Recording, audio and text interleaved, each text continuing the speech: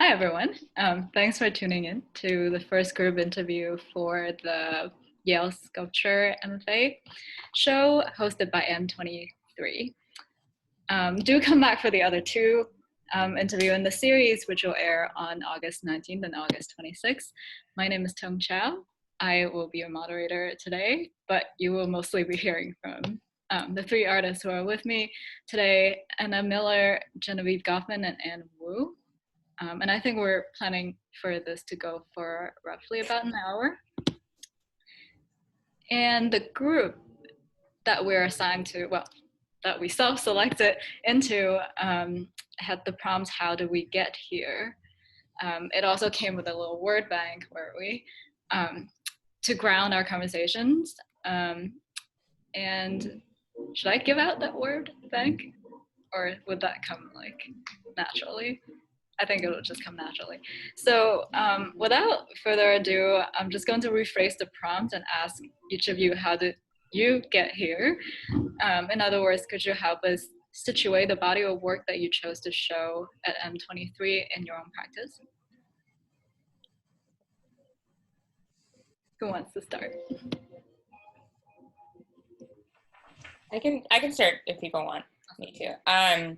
So, like you said, my name is Genevieve Goffman, and I think my work, which on the website was these three small sculptures that each one is kind of a monument of a monument, like it's a miniature monument, and like conceptually, my work comes from a place where I, for most of my body's work, create kind of fabricated alternative universes, usually like fantasy-based, but most of them draw kind of in that fantasy from some sort of like either past historical moment or from some sort of like visioning of the future. But the project that I was doing this time, I was basically looking at misconceptions, false narratives, like distorted historiographies of very specific past time periods and events, and how we, certain ideological positions in the present, will sort of resurrect and manipulate concepts of past time periods to validate their own like present day political beliefs or how they think the future should be. So for one of them, I kind of look at the bizarre sort of bastardized version of ancient Greece that is often put forward by people who believe in a kind of like Western hegemonic idea of governance and the birth of democracy, and how ancient Greece has been both completely whitewashed, you know, and like turned into this very bizarre depiction of it by people who honestly are pushing forward this idea of Western supremacy and white supremacy. So that was like one of the statues looks at that. Another looks at kind of how we understand the history of nuclear weapons and as this like very singular event instead of understanding them as this broad kind of encompassing history that covers a lot of stuff. In terms of how I sort of got to this place, I think for me,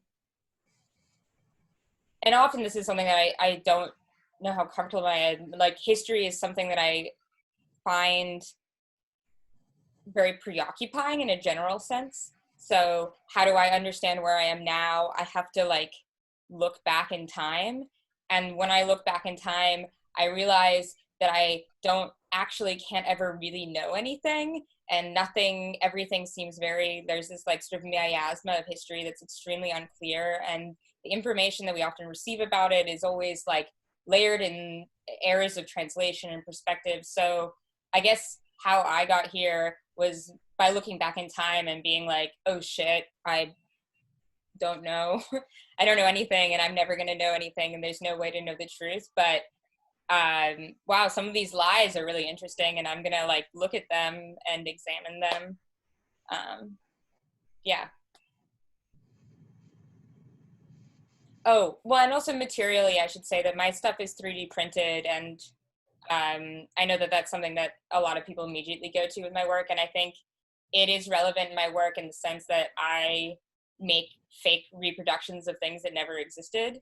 So they're pulled out of the ether of digital space and like sort of shaped to be in the real world as though they were something that was here all along. And that's one reason that I work with 3D printing.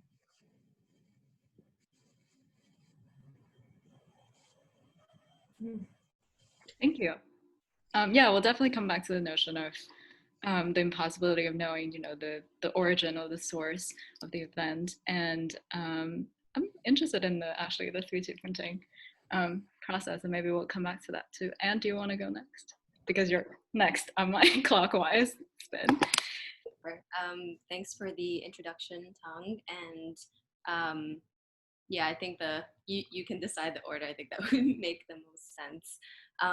So in terms of answering this question, I will talk a little bit more about what I started working on when I first started school. And this is the work that's the final piece of body of work that I created in graduate school. That's what's included in the M23 show. So when I first started school, and still do, pull a lot of my references from architectural forms and geometric patterning, specifically from the neighborhoods I grew up in. So those are primarily Chinese neighborhoods and enclaves. And earlier works, I would recreate specific structures from memory or from direct experience and observation that had particular cultural or personal significance.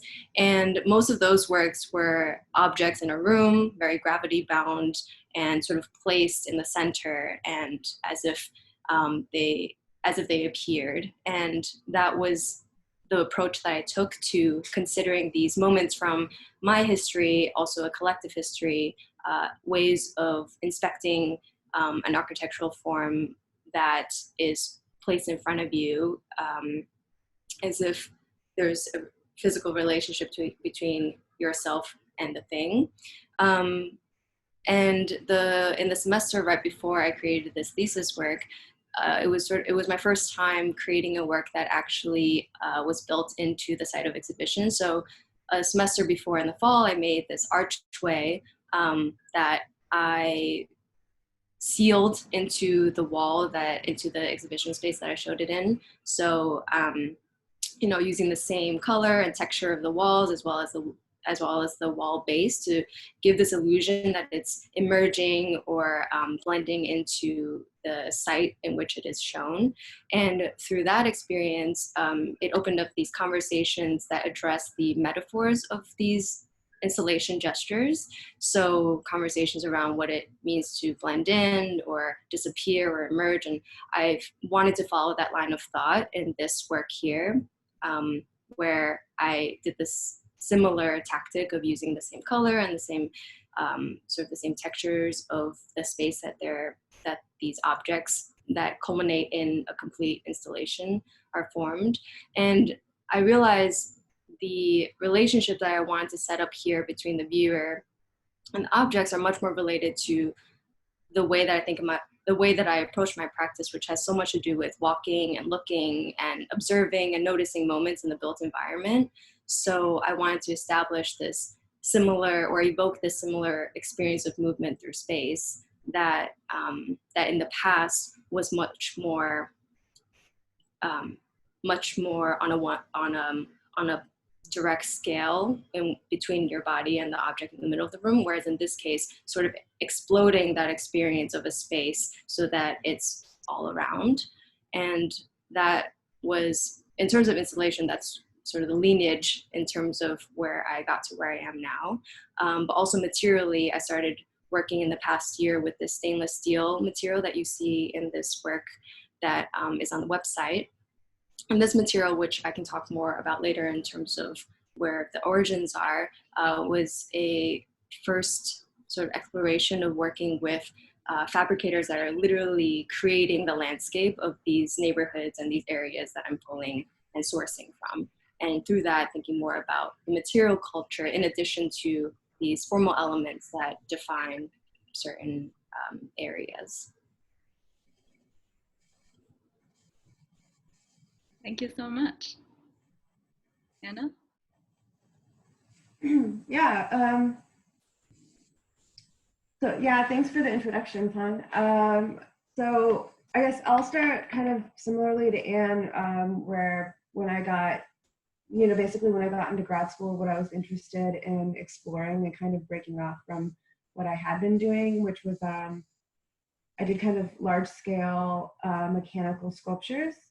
And since coming to grad school, I kind of wanted to get away from the motorized aspect of kinetic work, and I wanted to think more about physics and like duration. And so that with the bottle piece was one of the first pieces I did where it was all about physics, all about gravity and balance, which are the themes in like all of my work.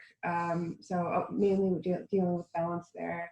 And then I ended up doing the Carousel piece go round that was the first, I'd say, like real interactive piece that I had, which is something I'm leaning more into. So I was thinking about, of course, still kinetic work, but I also wanted to take like a step back from like more anecdotal, familiar, like more unique personal anecdotes from my family is kind of where I start with like a jumping off point.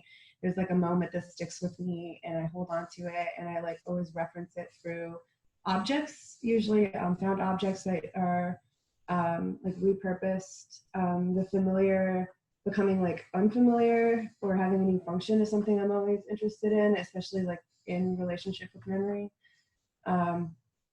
So I kind of started thinking of these things as like not so much idiosyncratic clocks, it was kind of what it was, but now these are like somehow like marking time in different ways than just like what clocks act like.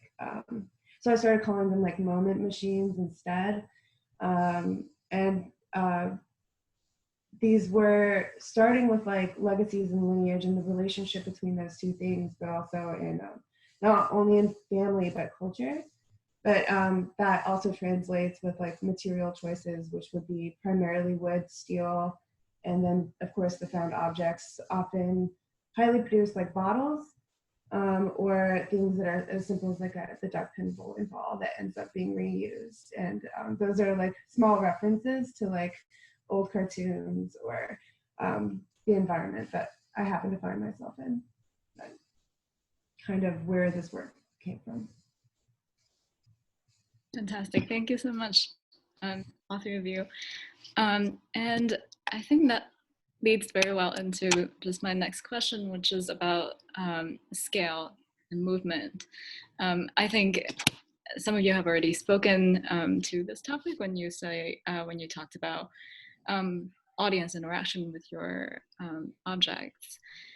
I'm just wondering, since your work span sort of the diorama, so like the shrunken down version of something, to a bodily scale, to architectural scale, to even the monumental, how does that mediate sort of like your relationship with history, or how does that mediate a viewer response or like a participant response?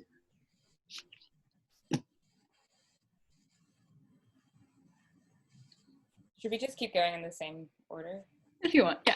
Or anyone who wants to. People can also, because I feel like I just start talking and who knows what's going to come out. But like, so if people want to jump in first, please do.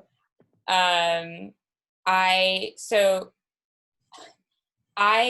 haven't always made very small works, but in the past 2 years, especially while in grad school, I have made very small works, much to the irritation and chagrin of my professors for the most part, who really within my first crit was told that by a professor who is a very large person, and I am not a very large person, that they literally could not look at my work because it was so small. And, you know, because of the medium that I work in, which is like for a little bit of background, all of my work has been digital for my whole life, basically, because in some parts because I was born with a physical disability where it's actually, for a really long time when I was younger, I couldn't tie my shoelaces, I couldn't really hold a pencil, I couldn't even put my hair up into a ponytail by myself. I just had these really big, strong issues with manipulating objects. It's like a motor and sort of muscular issue, and I still really struggle it. So it's still no one wants to see my handwriting. I can't really operate machinery or sculpt clay. That's all kind of aside, because I feel like the real reason that I do work with computers and do work on the scale that I work in has much more to do with where I learned to draw inspiration from, which is the internet and the sort of the idea of the self-made world and the idea of the world made miniature, and so that one person can have agency over it. And I, as someone who can't have agency over very large things, have learned to have agency over very small controlled spaces. And I think, there's a history of Soviet model making, and there's this idea that in making models of the world and making models of machines or models, people could sort of learn how to better control the land and almost terraform, as they saw themselves changing the actual way we conceptualize humanity and governance and society. They also saw themselves being able to literally shift the weather and the planet and the earth by creating these micro environments that they could control. And I think that, to me, that's one of the reasons I'm I'm still interested in the diorama, is this idea of being able to make a very small world and shape it and control it myself. I also think that there's this question of, I draw a lot of inspiration from buildings and very large scale things, and bringing them down into this micro size, I feel like it's almost a way of handing, for some reason my brain is handing someone a piece of cake. It's a way of being here's this thing, it used to be really big, but you can have it now because it's really small and it can stay with you. And I feel like there's a warmth to that, and I think that sometimes art needs a little bit of warmth in when you're presenting it to someone. And so that's one reason that I actually am drawn to working with, and I love small objects in general. I think it presents challenges installing in large spaces, which is something I have struggled with in the past.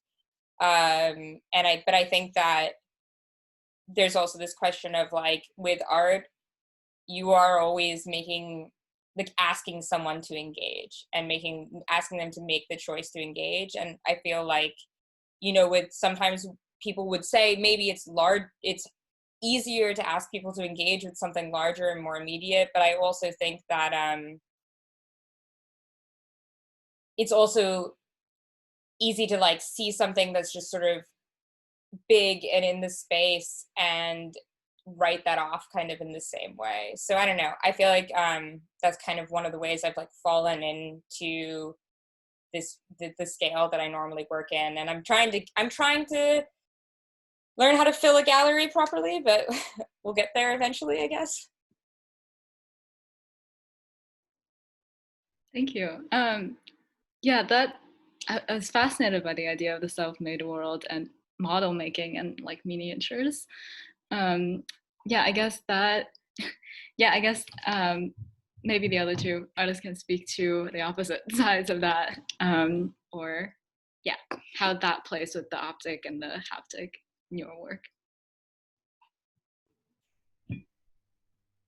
I'll go next. I think, Genevieve and I talked a lot about model train building, because I think there's something materially and conceptually that comes together in that world that we find a lot of similarities in. But the way, Genevieve, that you talk about scaling down as this way of being able to absorb this world, I feel very similarly to,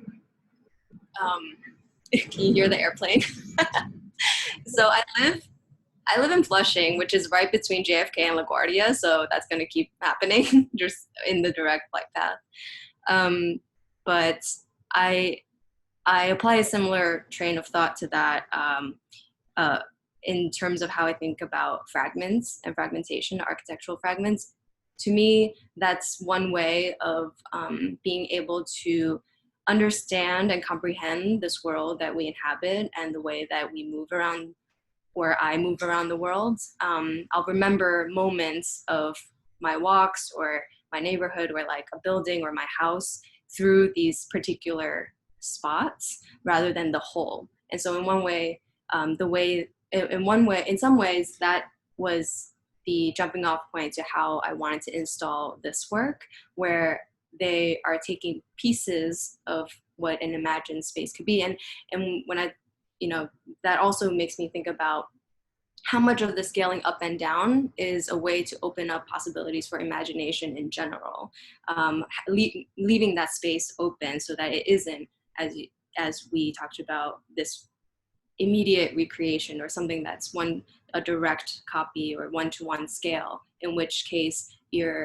there's something that happens where it's in physical space as well as in your thoughts and in your imagined experience of moving around. So in terms of how that relates to history, I think there's, it seems like an apt metaphor to how we imagine our presence in the time frame that we're moving through. Sometimes you are right up against history, and other times you're so small, and other times you're so large, you feel that you can own your history, and other times you're totally erased by it. And in terms of the physical installation of how I created this work, I also wanted to highlight the space that it was in, which is a very weird space, which also Anna installed in. It's a sub-basement. It's like a sub-basement of a building. And so you're at the same time that you're very aware of this extremely high ceiling, you're also aware of how underground you are.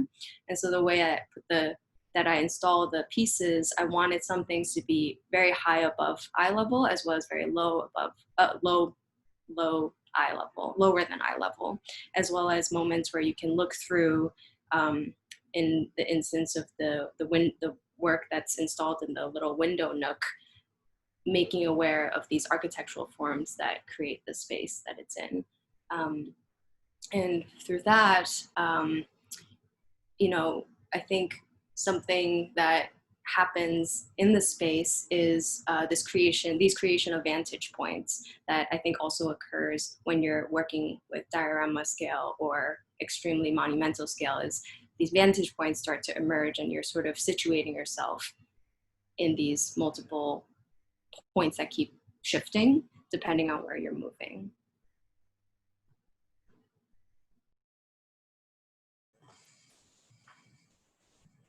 Yeah, I think the jumping off point for me would be someone said to me that they were thinking about reimagining naivete or like childhood naivety when with a lot of my work, because I like often just rescale or I guess upscale things like wagons or like playground equipment, or things like broom handles being like 6.5 feet long or something like that, just like stretching or making things bigger. And I think a lot of that just intuitively goes back to like memory and how you might feel about certain objects as a child, and then like when you grow up they're different. So things that are kind of reimagined in terms of memory because of that, but also thinking of like memorial and even like artistic legacies like minimalism, and how things being scaled up but also stripped down kind of have a different feel and affect in spaces, especially like this weird sub basement that has like this almost white noise that you're very like aware that you're kind of like in this buried space. But I started going really big because I was interested, especially with this interactive work, with like this proprioceptive embodied experience. And in order, I felt, to get there, it had to be bigger than even me. A lot of my work started kind of 6 foot tall because it's bigger than me.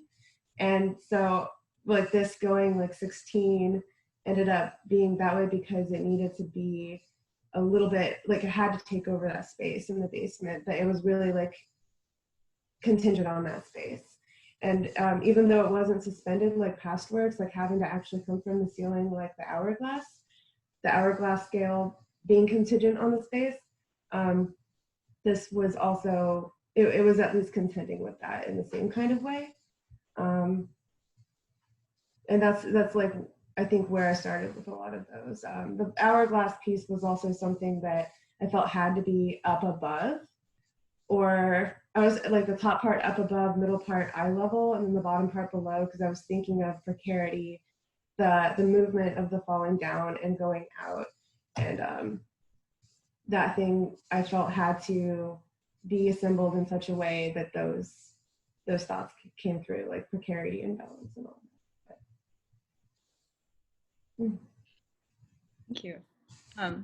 Yeah, I think all of those answers fit really beautifully together. I might just go off on this section about childhood for a little bit, since all three of you kind of call attention to this idea.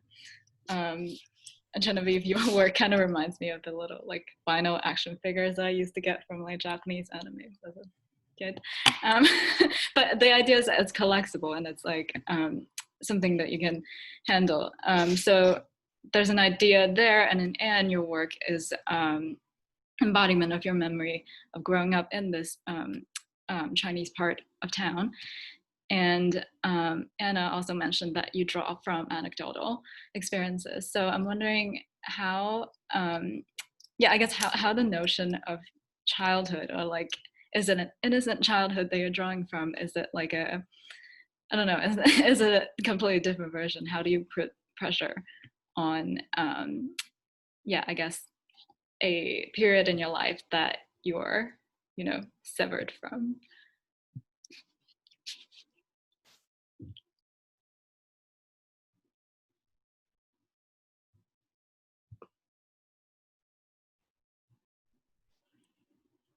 You're muted. If someone else wants to jump in, I feel like I'm sort of thinking like cogwheels are trying to turn.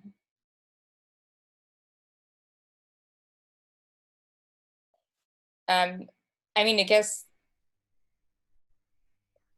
I did, like, before I think 2016, I made this project called X Fantasy, where I was looking, it started out by looking at these like iOS dating games. Very anime, very like that thing. It's the games they were clearly marketed at girls, but also women, where you were dated, you had to choose like one of like, 6 princes to date or something like that in this game, and like try to win him over. I was looking at all these screenshots of them and taking all of these screenshots of them, because it was like, the aesthetics were like so amazing. It was like this like insane Rococo castles with just these like really hot shirtless anime guys and like pretty horses and just like, all of the good stuff. And then I was kind of like, I was also looking at fantasy novel covers, which I would read a lot as a kid. And then I was like, at what point did I start knowing like what it was that I liked as a little girl and what it was that other people thought that I liked? And like, when did that, and does that really matter? And when is at what point do those things like become separable or inseparable? And I was also looking at I was interviewing a lot of teenage furries about like what they did and how they made their costumes and like what they were interested in. And I felt like there was this thing there where a lot of the furries that I talked a lot about how they liked dressing up because they sorry, there's like so much sun. They liked dressing up because they were like reminded themselves of cartoons they watched as a kid, or they felt like there was something like non-threatening about living in this way, whereas dressing up as a human being had this like level of like complication and almost like social danger in it, and that could be avoided when they were like in their costumes. And I felt like sometimes one of the, like, if I was doing myself a harsh reading, I would be like, oh, you're avoiding, by kind of going into this childlike space, maybe I'm like avoiding you know, stuff that I'm not comfortable addressing about like the outer world, or like maybe there is a naivety to it. But I actually kind of think that I would say that my work is less so about like my actual childhood experiences, but more so kind of, because I feel like more so like it's about the pulling of like images that still click and appeal to me today, even though I'm not a child anymore. So it's about finding things that like actually I'm still kind of coming back to, that I still can derive comfort from, that have like stayed. And I think that there's like, you know, I think that's maybe something that all three of us have, this thing where it's like that image. I know, actually, I feel like I've talked to both of you about this, where it's there's these images, or these like almost like moments, visual moments that are like, this visual moment is perpetual for me. And I feel like there's like this, I feel like with a lot of women, there's this idea that their work is like always gonna go back to childhood in this weird way. I feel like that's like a thing that like people have sort of like associate with women artists. But like, I do kind of think that there's something like, it's almost like a timelessness, where a thing, instead of being this like infantile thing, it's like the thing that you know that matters because you know you're grown up now, I guess. Because it still appeals to you, because it's still calling out to you.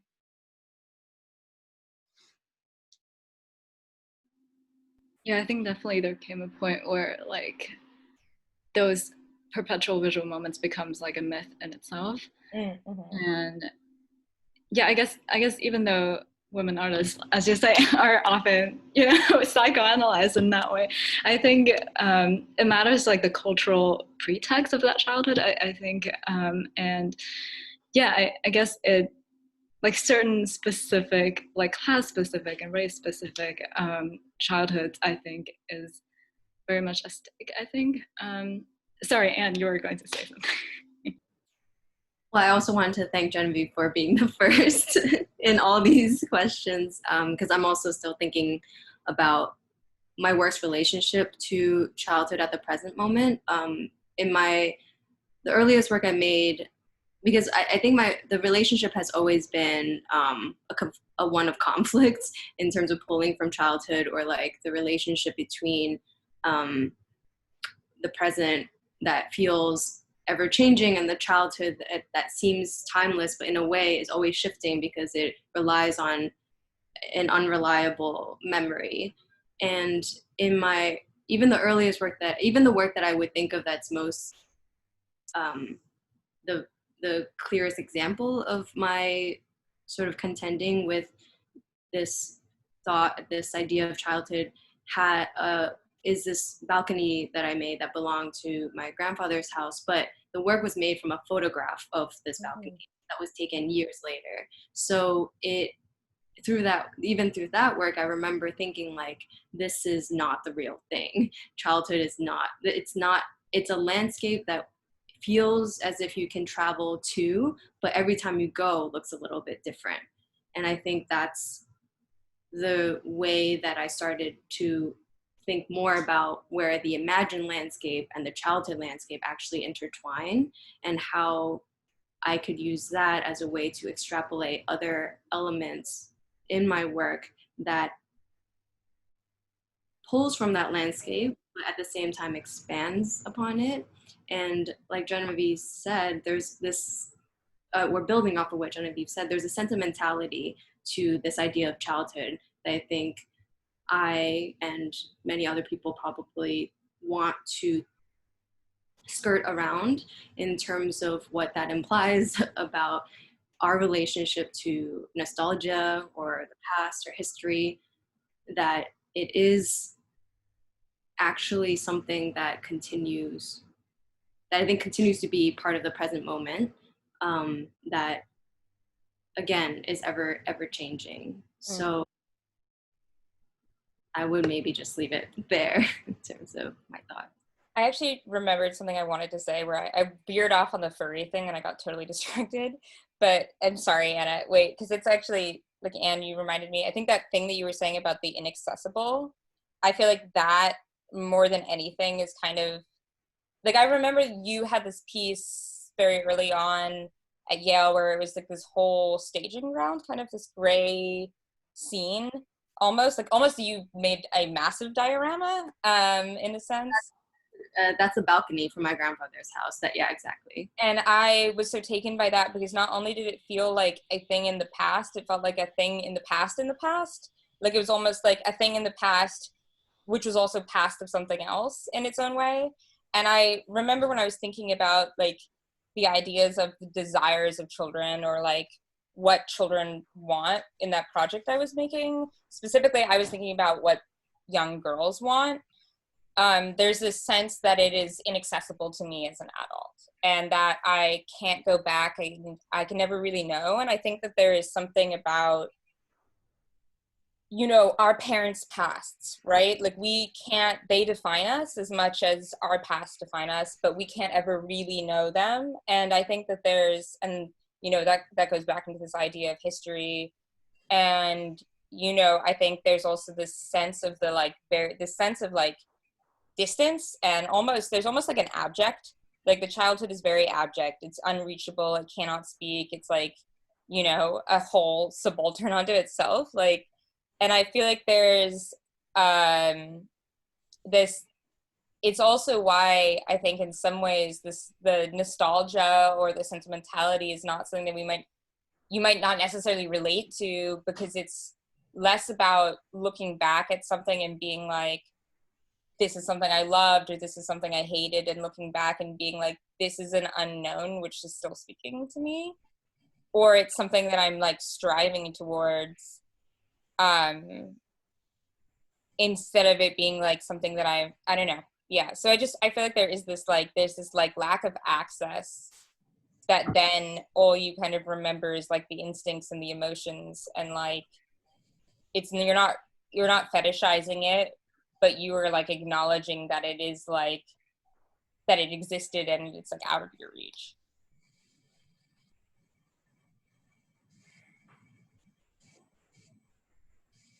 Anna, did you want to say something? Yeah, while they were both talking, I was thinking about like when Anne was talking about unreliable memory and nostalgia and the distance and all that. I was wondering if like, I think I agree that I'm not looking at certain points of memory, or it's even with the anecdotes of like returning, or I'm not thinking about the sentimentality involved there. It kind of feels more like a scratching at or figuring out often. And what Genevieve was just talking about, I was thinking about, okay, so I'm a twin. I'm an identical twin, which makes my memories in childhood a little bit more kind of confusing at times, because, for instance, we had this, like, our own little mythology. Like, we didn't talk to anyone for years, couldn't be without each other. We had our own language, none of which I remember. I know like 3 words. Then there's this like weird, fantastic like phenomenon that happened every now and then with like for instance, there's this watermelon moment where we couldn't use knives at the time because we're too young. I don't remember what age, but one of us is standing on a stool trying to cut a watermelon with a butter knife, which takes a lot of strength. So there's a lot of like, and then the other one's standing below that one, like studying them. Someone slips with the butter knife and cuts the other one in the hand. Neither my twin or I do not remember who was where, but we remember being both on the stool and the one that's studying them.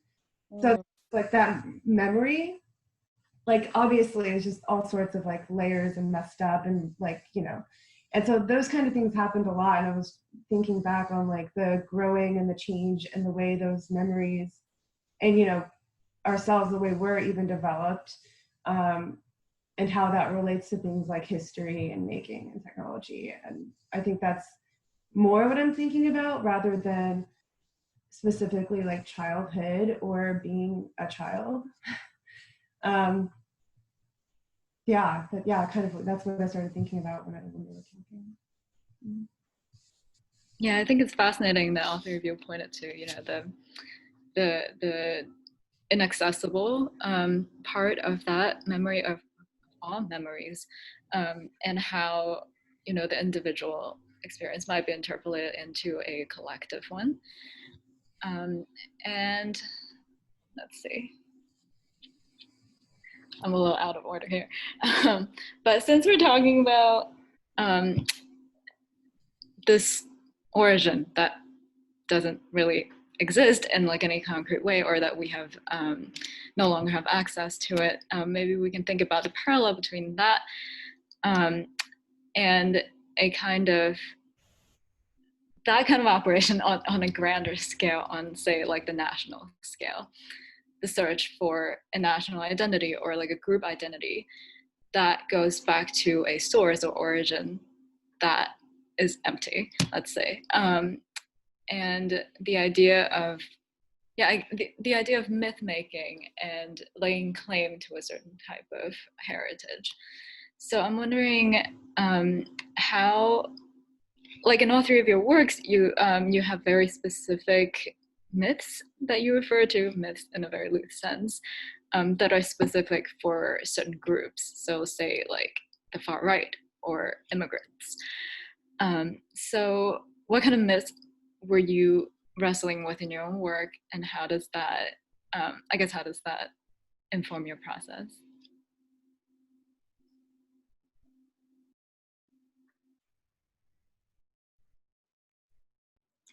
I'll start this one.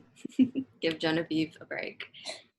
So in terms of cultural myths, so as I might have mentioned earlier, I grew up in Flushing, which is predominantly Chinese. But because of that, I grew up not feeling like a minority, and the myth of the monolith culture, I don't think I experienced that until I started school. And so even within my family, it's like talking about where specifically in China people are coming from, there's whole sets of myths that come from every single region.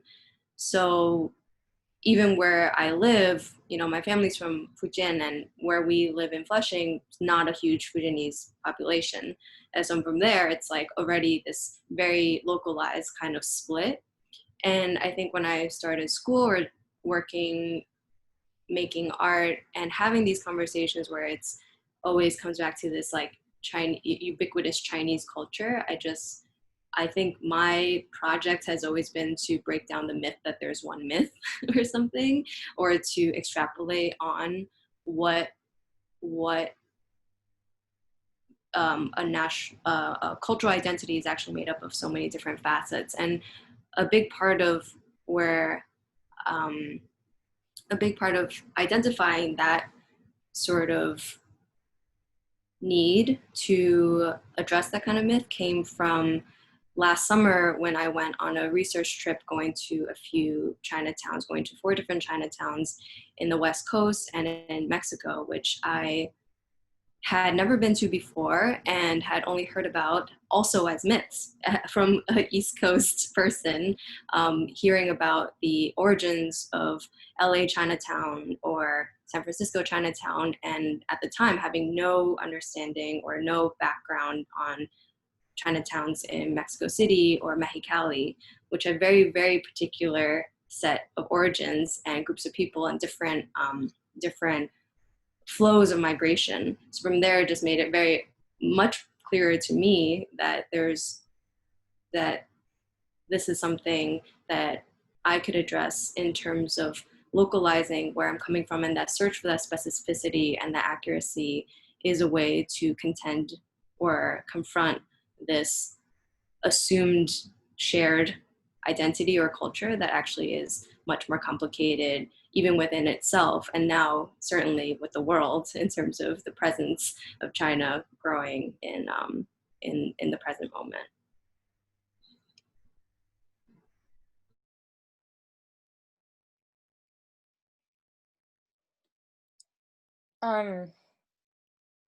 This is really interesting. My brain is still like spinning, but I guess it's, so I'm thinking about, now I'm talking about childhood again. Oh God, okay. I'm thinking about my parents, and they are obviously both white. And my dad is Jewish, but I think that something I'm really grateful about for my parents is they were not the kind of white like parents who like pretended that there was this like mystical white culture that we were gonna like be drawing our identification from. Like even with my dad, you know, he was never like, you know, because we're Jewish, we like X, Y, and Z. He was very much like, you know, people will treat you and they will look at you in the world and they will see a white woman and they will not be judging you for being Jewish anymore, like that. And I think that there was something that I benefited a lot from growing up, where my parents were very frank with me about kind of the fact that where I grew up in Washington, D.C., I had the privilege of being taken kind of at face value. And that I needed to kind of not, you know, I needed for myself to understand that it wasn't my place to reach back in the past and try to pull, you know, one of whatever, like, you know, my great grandfather's identity out, even when I would be in a space where I will not be judged on, you know, people are treating me with respect, not because of that, but because of how they see me now.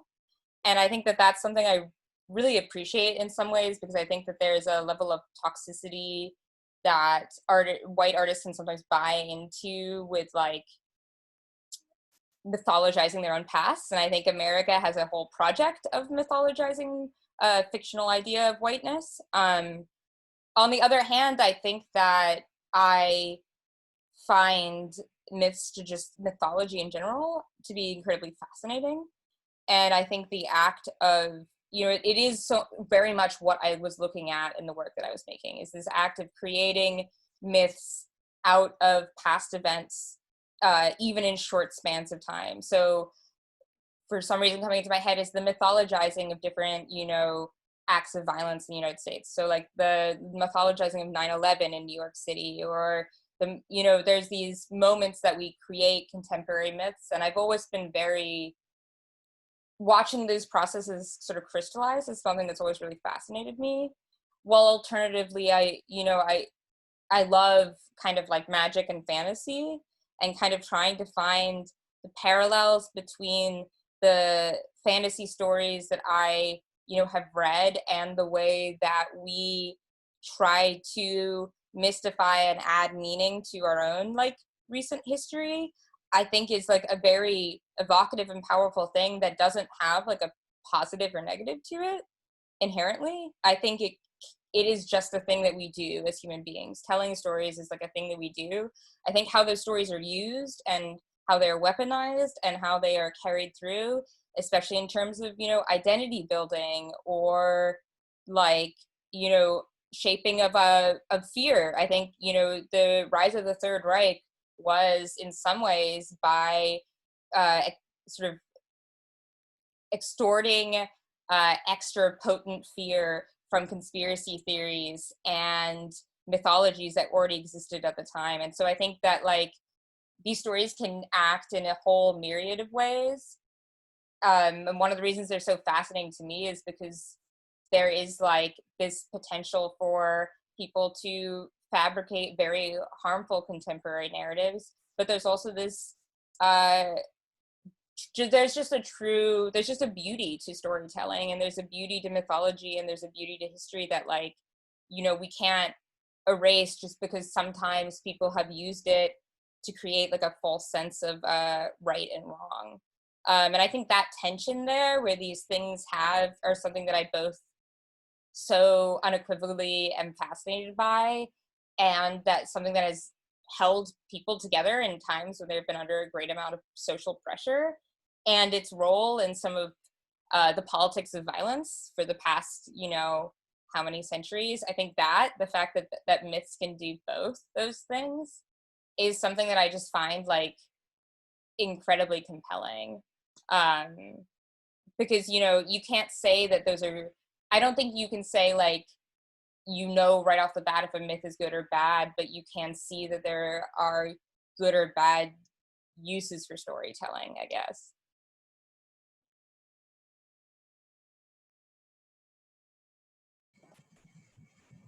I stopped talking about art. I'm sorry.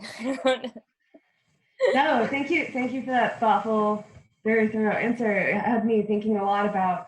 I was kind of stuck on what I was going to say about my work in relation to myths, and I think it's because I don't I don't really think I point to myth a lot with my work. I kind of feel like storytelling is a better, more suited word for my work. I don't feel like these anecdotes or these points, like these things that are in my work or the jumping off point in the background are myth. I think that I've like stayed away from it a lot. Maybe it does have to do with my background. I am mixed, and I never felt like going into like the Native American like Pasquayaki myths were something I had like agency in, and these were things that always like colored my perception, but never made it into my work and something that I used like symbolically or metaphorically or anything. So I kind of have my own, like these anecdotes and stories that I use are kind of like unique, not ubiquitous, not culturally shared. But I am interested in like the act of storytelling and how that's been used overall, especially in like that Native American culture, how things were passed down verbally for so long because they didn't have a written language and such like that. But I was more interested in things like patterns being like genetic, cultural,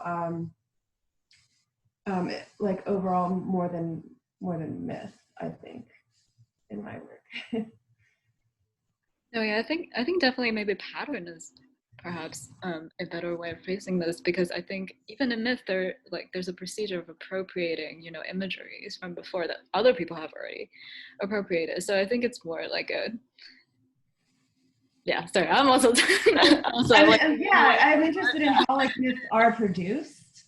And I think that there's some of that I'm thinking of in my work, but I feel like it's just like myths here, and what I'm doing is like here in terms of that, if that makes any sense, if I'm understanding that correctly. I think maybe that so maybe bring us back to the fault of art. Maybe if anyone wants to talk about like the procedure of appropriating or like making use of imageries that are I think in some of your works that are kitschy or popular, or how do you make use of that image, and what kind of historical distance do you put between your work and the source? I do that just constantly. That's all I do really for my art is pull from it's less like popular, I guess it's becoming more popular culture, but kind of, I mean, people have said that I pull from nerd culture, from like internet culture. I pull from comics and anime and cartoons and fantasy and deviant art and that miasma out there. And I think that for me, the distance often comes, so one, the reason that I like feel very comfortable walking through those spaces and being like, I'm going to use this very small thing I've cut out of a wing from a cat original character someone drew, is because I feel like it's a space that I absolutely admire and love, and I love the aesthetics, and it's never a space of like making fun of so much as it's a space of just being like, that small rainbow dragon is the coolest thing I've ever seen in my entire life, and now I'm gonna put it in my art. And so I think that but then it is like this thing of anytime you are pulling from contemporary cultural sources, that there is this level of like a lot of literacy people will have with it, and immediacy and recognition,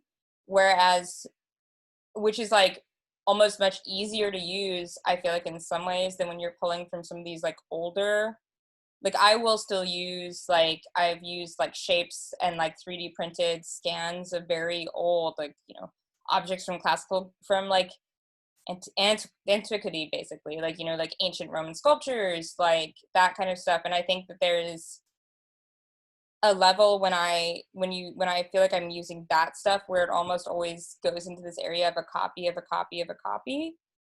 And people know, and they see it as reproduction, but they don't necessarily see the political context or the mythology that you're actually drawing from. There, they see it as almost the mythology of the copy and paste. It's the mythology of repurposing this old art object, or it's the mythology, you know, and that's much more than if you pull from this sort of these immediate pop culture references. And I feel like there's two different types of appropriation that are going on there. And I think that's like, it's hard. I feel like it's hard right now to talk about appropriation art, which is like, is a term in art that like doesn't mean the same thing it means when people are being canceled, you know, for having dreadlocks, or, you know, whatever they're getting canceled for today.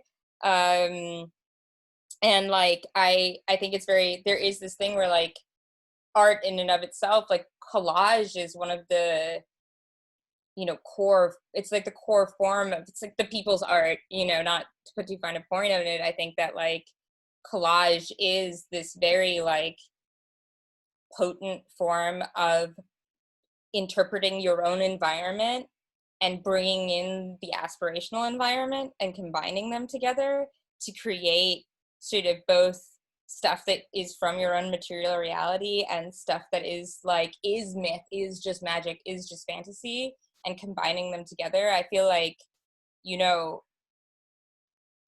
that's, to me, like, I think like what would art be without that, the ability to like source stuff from pre-existing dreams and from, you know, the world that you're just trudging through in your day-to-day life.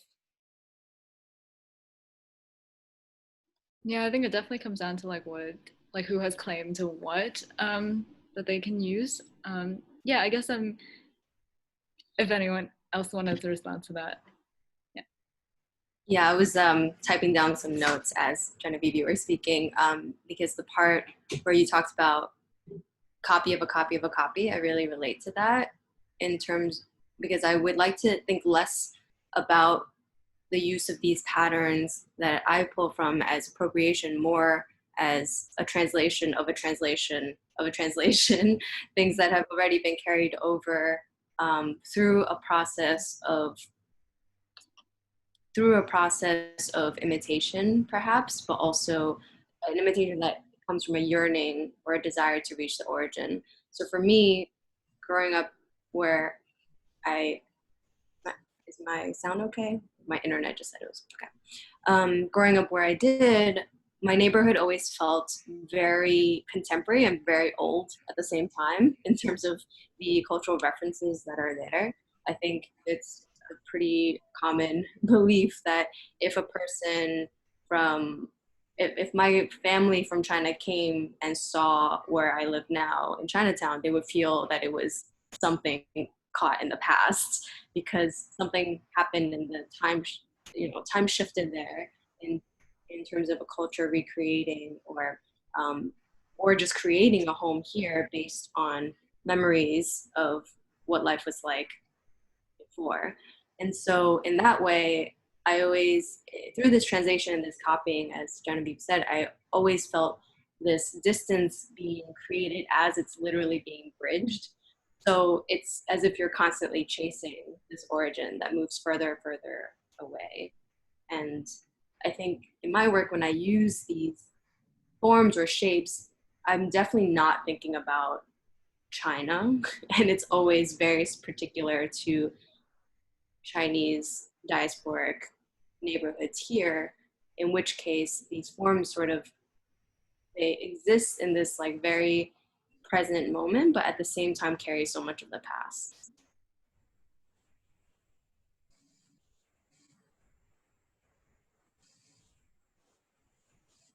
Yeah, maybe I think when did we start?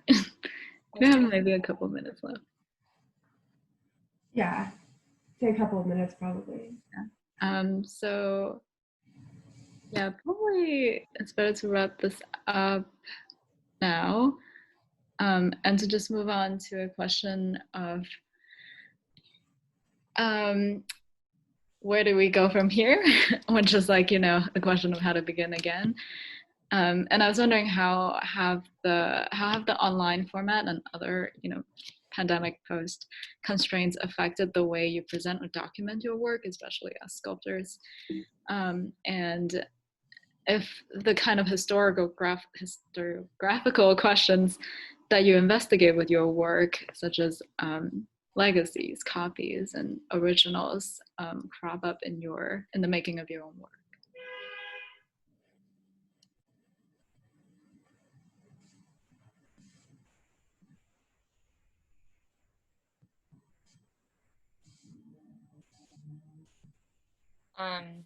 Anna, I don't know if you spoke to the last one, so if you wanted to go, I feel like you go first if you wanted to. Yeah, I can go. Can you repeat that last part?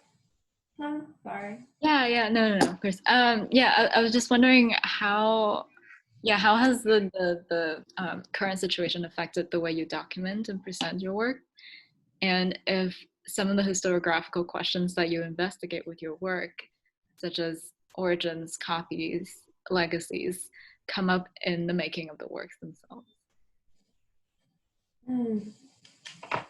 Well, documentation and presentation has been something that I've been kind of ruminating on lately, because I do think it's changed a lot, and I haven't figured out exactly where my convictions lie there yet. I've been considering doing kind of like a video of interaction with some of the of some of the work, and it started to feel kind of performative, and so I started kind of going down this like performance, like art video rabbit hole, and I'm not sure if that's where I want to go with presentation or the work, because like, everything is, this is something I've been talking about at length with some friends, where like, what is the work? Does it start with like the research, the drawing, and then like at the end, really what's really disseminated is an image, and that image kind of becomes what the work is, instead of the actual sculpture hiding in a gallery locked in a weird basement. So like that video becomes so important as to like how people take that in, and it's all about, I think, imagination with images. And if you have a video, you're kind of spelling out or defining what that choreography is supposed to be, and it's not really something I'm sure if I want to give that. I think but I don't know. I've been going back and forth. I'll probably end up coming up with some kind of like structure for a video that I can show, but it's not been something that I've been like glad to jump into, so to say right now. But the images I think are important. Video is where I'm kind of caught at. With social distancing and all of that, I was considering at some point, I was wondering what it would look like if there is like a future where people could actually go around and this all be safe. And I was laughing at it because originally, things are malleable and they change through the process, but originally it wasn't going to be bare steel. And at some point I was like, no, bare steel is going to be really easy to clean. And that's kind of like this thing that I was like joking about at some point, but kind of at this point I've had so much distance from the work that is what it is, and it is going to stay the stripped down, like skeletal, minimalist monument thing. But it's definitely changed the way I'm thinking of work in ways I'm going to show it and present, online exhibitions and such. And so that does kind of make me start thinking of kind of like images and like things collapsing into images, and what the work can, and how the process might possibly change because of how the presentation is so collapsed in like 2D now. Yeah.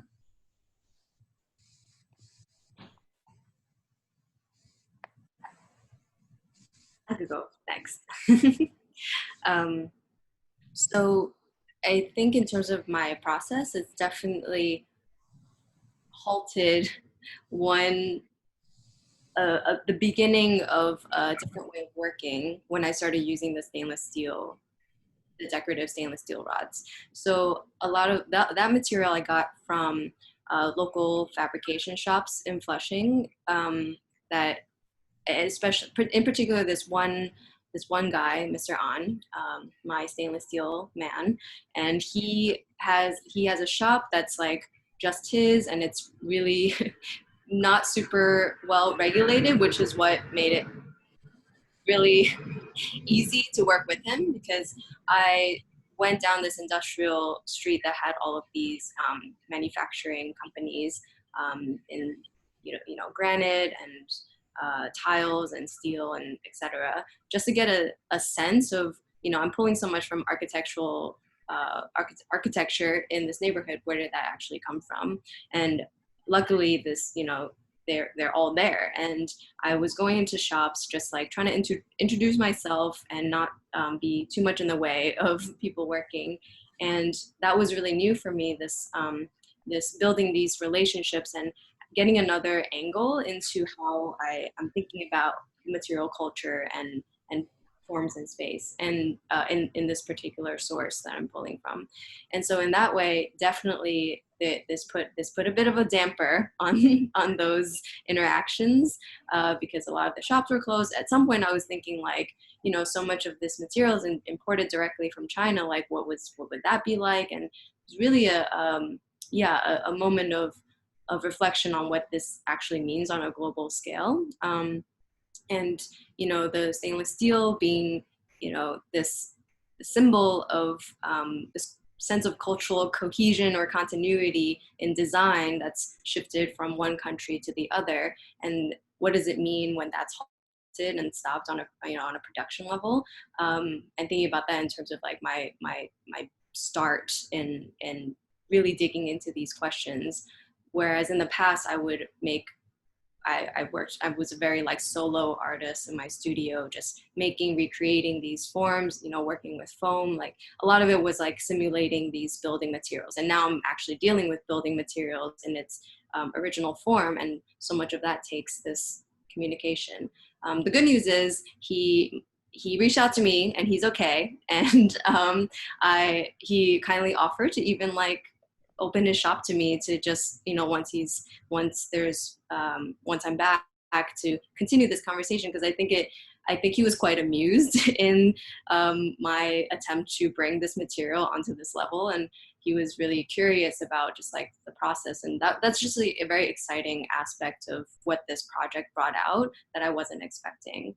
But in terms of showing the work digitally, this was also the first time, as I mentioned earlier, where so much of the physical experience is needed, whereas in the past, a lot of the objects being gravity bound, sometimes the photo kind of explains it quite well. And even though there's a shift when you see the work, a lot of the times everything is included in the image. Whereas in this work, there were moments where I was pleasantly surprised by vantage points that I mentioned earlier that were being captured, and the way that the photograph, and the way that it flattens some of the forms, is giving me different ideas about how to emphasize line and like these architectural forms and shapes as vectors in space, and diving more into this like imagined landscape that all three of us are sort of talking about as well, and moving further away from something that is so concrete and like stable into a place that's more playful and curious, and maybe this is like the perfect environment for that, because we are stuck at home with our imagination. Yeah, I mean, I think that it's interesting you're talking about, Anne, about photos representing certain things, certain objects really well, and other things not. I've definitely made installations in the past that just photos just didn't really work. And like, luckily the stuff that I put on the M23 website is stuff that does photograph really well.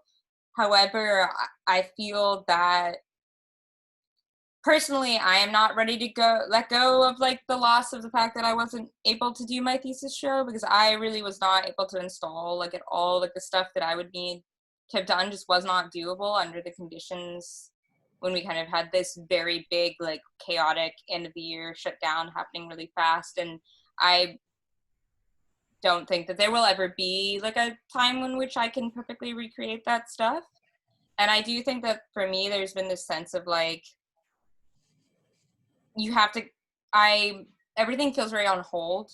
So I have been showing the past a lot with like smaller DIY spaces that sort of are very contingent on being able to bring a lot of people in a social scene together in this DIY space to look at art. That obviously can't happen now. At the same time, another thing is that my work is stuff that's small enough to send away to other places, which are, you know, I had a show open recently in Georgia, which it was like crazy watching the videos from there because they don't have to social distance anymore. So it was like a normal art opening. And that I think is like something that, you know, only is available to people who make work that you can send space to places. And that is work that I have made, but, you know, my intention in making this was to sort of move away from that and try to make, you know, different stuff. And it feels very much like that sort of, that process of change specifically has been very much slowed down, or there's like this slowing down in general of everything. It does, and maybe this is like, I don't know, everything feels very like drawn out now. And I think that there is something in that where, as an artist, I have to really ask myself if I'm going to do something before I do it, if I want to do something before I do it. And that's, I think, good. But I think at the same time, there is a real struggle right now, I think I myself feel, and a lot of artists feel, where there's always a struggle to feel legitimate in your practice, I think, if you're a younger artist who doesn't have a ton of attention. And at this time in which, like, you know, there's so many halted and slowed and curtailed opportunities, it is even harder to kind of feel that sense of the real. And there's something about your work, even my work, which for the most part does photograph really well and does appear well online. There's, even for me, it only existing in that space, there does feel like this, it's hard sometimes to hold on to that. And or maybe I just haven't figured out a way to hold on to that as a way to ground myself in my practice making as an artist. Thank you so much for the incredible responses. I think we're at the end here. Yeah. Yay! Thank you.